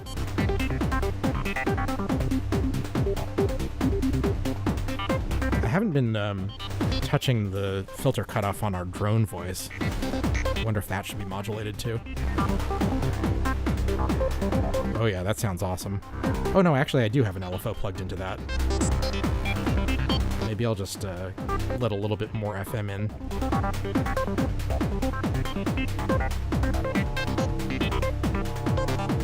We can also turn up the salt, which is like a, I think it's, I don't remember how to explain it very well, but it's like a feedback modulation circuit that actually modulates the cutoff, kind of in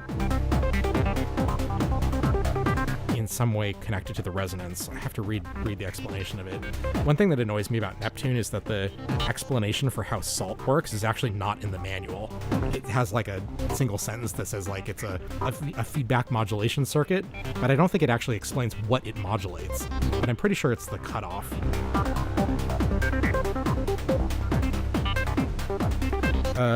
Cam says, No Man's Sky, you can put basically a stripped down music sequencer modulator and such a thing in your bass. Oh, that's cool as hell. I always appreciate when music stuff like that shows up in games. Yeah, Sunburst is saying we're missing kind of like a throbby analog bass sound. Throbby. I wonder if we can, yeah, maybe... Let me tune Castor and Pollux real quick, because I think if we got like a sub bass going here and just kind of pulsing it, like again, just on that C, on that low note. We turned the sub oscillator as the only oscillator on both sides. Or maybe we'll just use the Castor side. What is this tuned to? Nothing, apparently. Maybe the note is too low. What in the world? Why am I not getting any signal? Is this cable dead? One of those ass cables? These ass cables are ass, let me tell you. I don't hear shit. Okay. Let's try another cable just in case that cable is dead. I was trying to tune this, but I'm not getting any signal. That's weird. Alright, well, let's try a different oscillator. Let's try Ona. Oh, that's working. What's up with Castor and Pollux, man?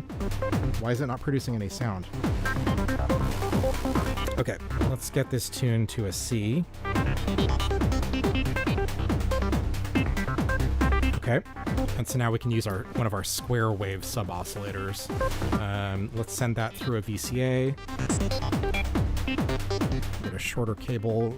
I'm just going to use this linear VCA that I have up. Oh, actually, you know what I should do is I should send it into Messer so we can sidechain it. Maybe? Maybe we'll try just with an LFO. Okay, I'm going to send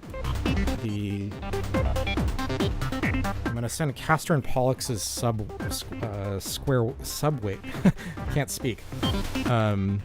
oscillator. It's got a square wave, but it's also got a square wave 2 octaves down and one 4 octaves down. I'm going to send that into this linear VCA up here.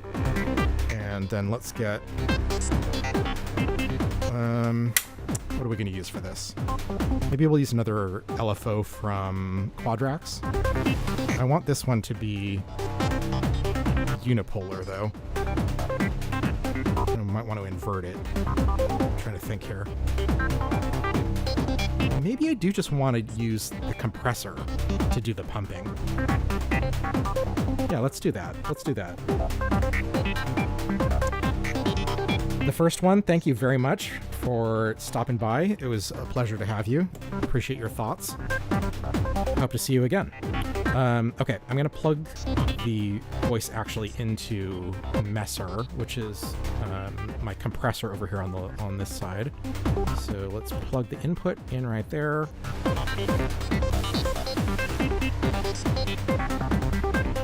And its output, just in mono, is going to be our 6th channel. Oh, I can use a shorter cable. Let me also reseed the sequence so we get some different modulation. All right, let's send that guy in. And I think if I turn this on, we should just hear... Do we hear anything? Oh, I didn't send a CV signal in there. So we actually don't need the VCA, because I'm just going to use compression.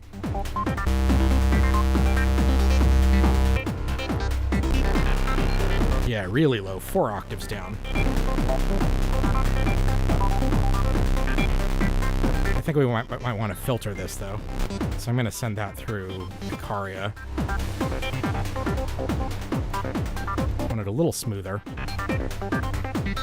Another short cable, please. As short as I have. 4 octaves down into...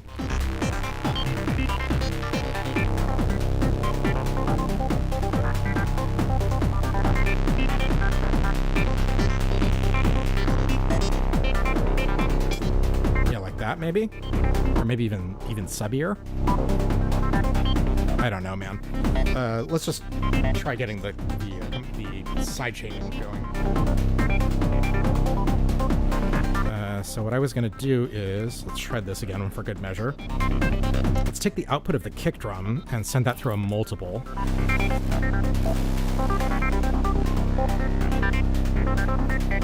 So I'm unplugging that for a second. I'm taking the output of Crater, or kick drum. I'm going to send that into a multiple.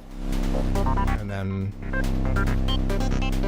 one copy of it is going to go back into our... Oh, I can do a shorter cable. Always manage the spaghetti when you can. One will go back into our mixer so we get our kick drum back. And the other one is going to be the sidechain input to the compressor.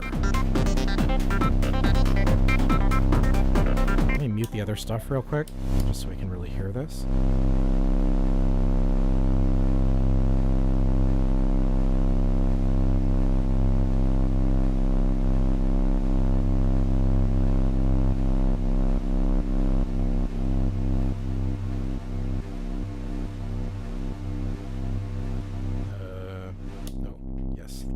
That for a second.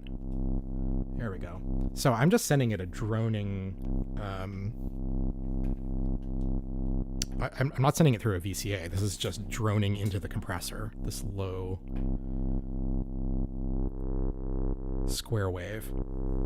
And that volume change you hear is just because the kick drum is sidechaining the compressor.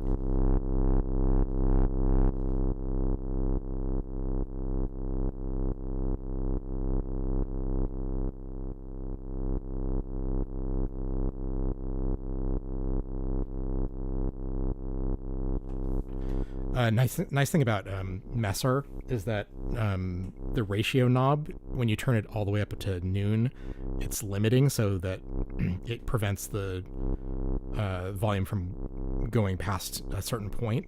But if you turn it to the right of noon, it actually reduces the volume of the audio rather than just limiting it. So you can get some really nice ducking effects on this. Let's hear it with the kick drum.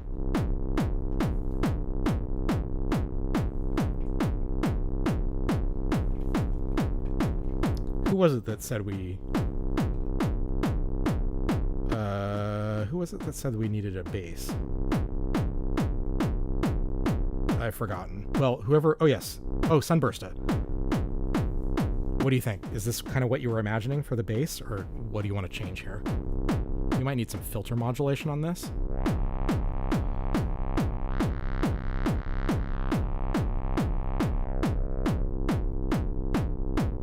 Oh, another cool thing about Messer is that it actually generates an envelope that matches that that sidechain signal that it is detecting on the sidechain input. So I can actually take that same envelope and send it back into the mod input on the filter to use the actual contour of the kick as filter modulation, which is pretty cool. That sounds pretty cool, actually. I kind of want to get a little bit of delay on this. Usually I don't put a delay on a bass, but since I have the tone on the delay turned turned up a bit, I think it might actually sound kind of cool.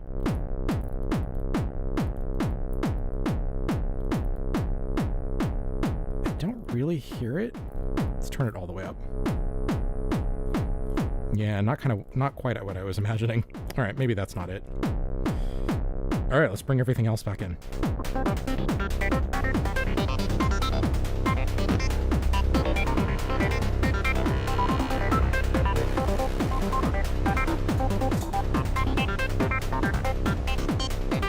Oh, melodic bass line. Yeah, I mean, we could send a volt per octave sequence to... Oh, you know what I didn't do, though, is I didn't... No, you know what? That's okay.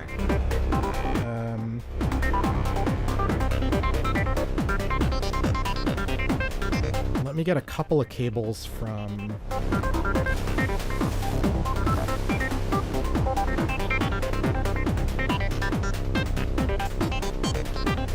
I can patch a couple of cables from the...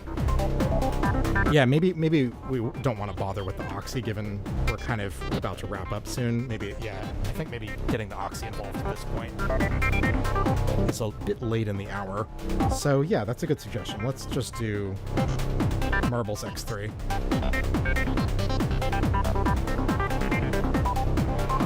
Let's send that into the volt per octave on Ona.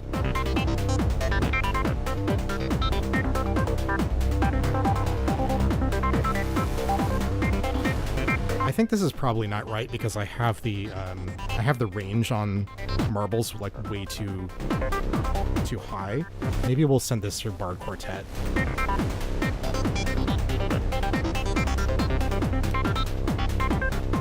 I'll send I'll just do like I'll set over to the left case. I'm gonna program like a minor, like C, E flat, F, and G as the possible notes here, and I'm gonna put it into the ARP mode. So this sets it so that it receives triggers on the input, and every time it gets a trigger, it'll switch to the next note that's programmed on the scale. So let's send it triggers. And let's slow that way down.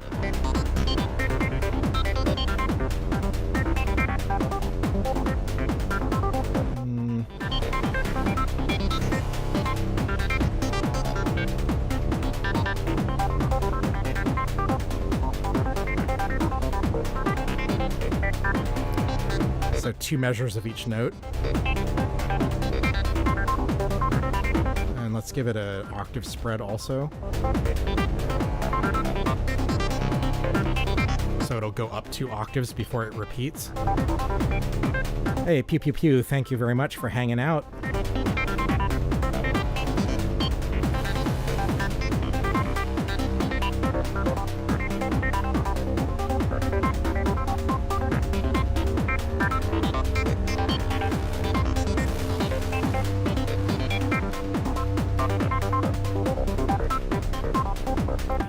Sounds pretty good.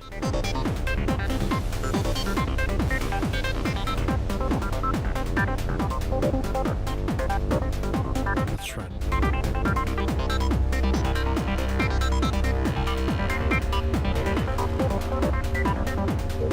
Yeah. Well, this was fun. This is far better than I was expecting. I mean, not the best music ever, but I think given just messing around, not knowing where we were going, we've gotten something pretty fun in a couple of hours. So we'll get ready to play us out.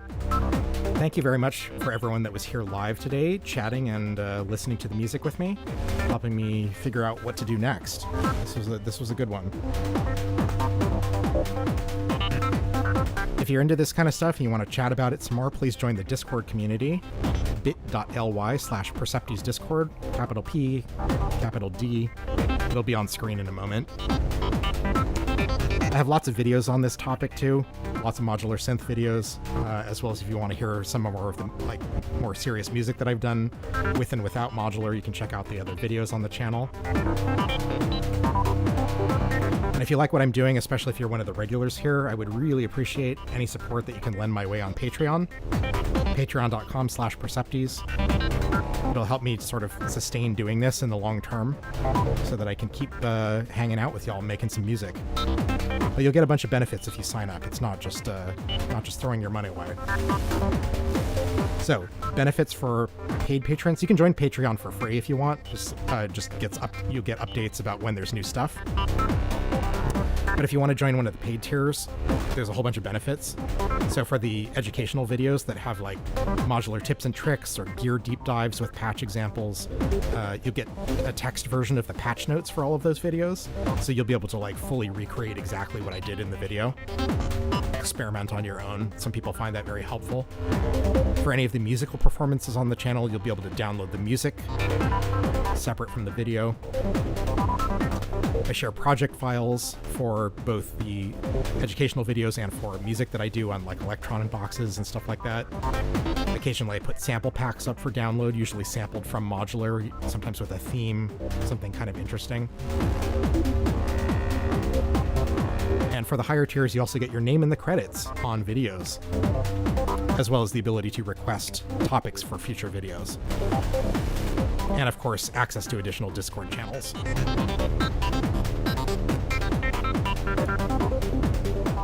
So hopefully some of those things get you interested. And in either case, I will see you again probably next week. Thank you very much. Have a great night, everyone.